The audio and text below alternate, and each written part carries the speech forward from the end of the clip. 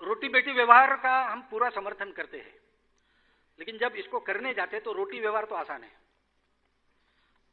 हम आसानी से कर सकते हैं और मजबूरन बहुत लोग आजकल कर भी रहे हैं। वो मन से होना चाहिए, इसकी आवश्यकता है, समझदारी ठीक करनी पड़ेगी। बेटी व्यवहार थोड़ा कठिन इसलिए है कि उसमें केवल सामाजिक समरसता का विचार नहीं, दो परिवारों के मिलन का भी विचार है, वर वधू के भी मैचिंग का विचार है। ये सब देख के हम उसका समर्थन करते हैं। महाराष्ट्र में पहला 1942 में अंतर जातीय विवाह हुआ, पहला ही था और अच्छे सुशिक्षित लोगों का था, इसलिए उसकी प्रसिद्धि हुई।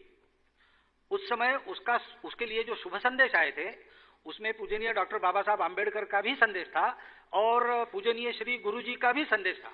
और गुरुजी ने उस संदेश में कहा था कि आपके विवाह का कारण केवल शारीरिक आकर्षण नहीं है, आप ये भी बताना चाह रहे हैं कि समाज में हम सब एक है, इसलिए आप विवाह कर रहे हैं। मैं आपका इस बात के लिए अभिनंदन करता हूं और आपको दाम्पत्य जीवन की सब प्रकार की शुभकामना देता हूं।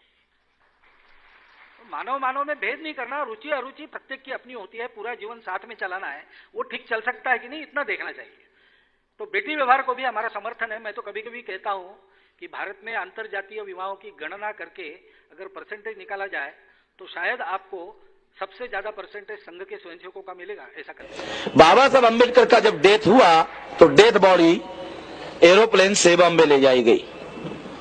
तो एरोप्लेन से डेड बॉडी उतरने के बाद में माई साहब, जिसको लोग माई साहब कहते हैं, दादा साहब गायकवाड़, वामनराव गोडबोले, ऐसे 4-5 लोग जो है वो एम्बेसडर में बैठे और वो डेड बॉडी ले जा रहे थे। माई साहब ने दादा साहब, बाबा साहब के बाद में सबसे सीनियर मोस्ट आदमी दादा साहब गायकवाड़, माई साहब ने दादा साहब गायकवाड़ को कहा कि दादा साहब, बाबा साहब आम्बेडकर को अग्नि देने के पहले शेड्यूल कास्ट फेडरेशन के राष्ट्रीय कार्यकारिणी की मीटिंग बुलाई जाए और मीटिंग बुलाकर मुझे शेड्यूल कास्ट फेडरेशन का राष्ट्रीय अध्यक्ष घोषित किया जाए और उसके बाद बाबा साहब को अग्नि दी जाए। माई साहब ने दादा साहब गायकवाड़ को यह कहा। ये बात वामनराव गोडबोले उसने सुनी, उसने किताब लिखा, उसमें ए स्मरण उसने अपने किताब में लिखा। ये बहुत छोटी घटना है मगर ये बहुत महत्वपूर्ण घटना है। इसका मतलब यह हुआ कि ब्राह्मणों ने योजना बनाकर माई साहब को बाबा साहब अम्बेडकर के जीवन में प्रवेश करवाया ताकि इस आंदोलन पर कब्जा और नियंत्रण करवाया जाए।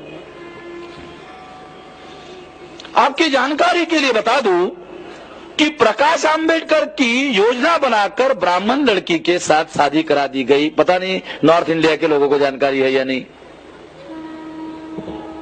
शायद नॉर्थ इंडिया के लोगों को जानकारी नहीं है।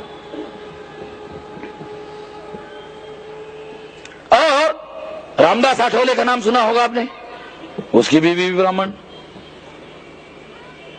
तो आजकल ये जो परिवर्तनवादी आंदोलन चलाने वाले जो नेता लोग हैं उनको काबू करने का एक सिंपल तरीका है कि उस समाज को अगर काबू करना है तो नेता को काबू करो, और नेता को काबू करना है तो ब्राह्मण अपनी एक लड़की देता है और लड़की देकर उसको दामाद बना लेता है। दामाद बनने के बाद वो ब्राह्मण के बारे में बोलना ही बंद कर देता है, उसकी बोलती बंद हो जाती है।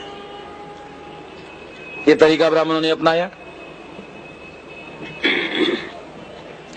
तो ये जो बाबा साहब अम्बेडकर की यानी माई साहब शेड्यूल कास्ट फेडरेशन की राष्ट्रीय अध्यक्ष बनकर वो सारे आंदोलन पर नियंत्रण करना चाहती थी, ये इससे प्रमाणित होता है। इसका मतलब है माई साहब ने बाबा साहब अम्बेडकर के साथ शादी की या ब्राह्मणों ने योजना बनाकर माई साहब से शादी करवाई, ये इस आंदोलन पर नियंत्रण करने के दावपेच का षड्यंत्र का हिस्सा था।